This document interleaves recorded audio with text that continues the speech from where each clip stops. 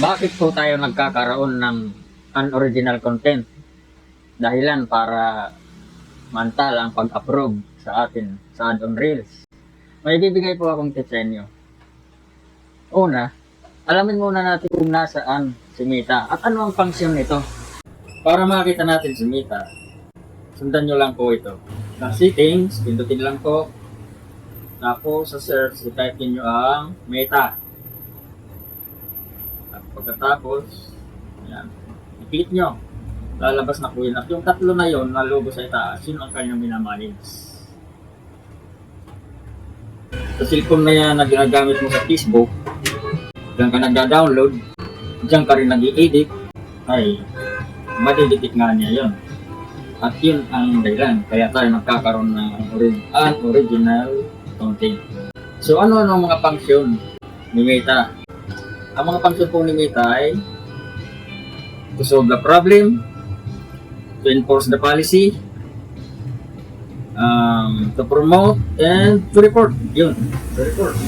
Bawat nagagawa nating violation, agad na nire-report sa Meta Office.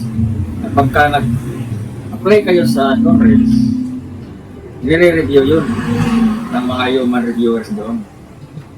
Pagka maraming report sa atin o sa inyo, yari na. Hindi tayo ma-approve. Anong dapat gawin? Yun ang tanong. Ina-advise ko po na gumamit kayo ng dalawang device. Kung ginagamit nyo sa pag-Facebook, huwag nyo gagamitin sa pag-download o pag-i-edit. So, isang device na walang Facebook apps. Para walang algorithm doon ng Meta. Doon kayo magda-download at doon din kayo mag-i-edit. At para mas safe, mag-edit kayo naka-offline. Yun lang yung pinakadabis doon. O tingnan mo ang ating page na promote pa na original content. Pero sa totoo lang, marami akong upload doon na lahat. Pinulot-pulot ko lang naman sa mga ibang website.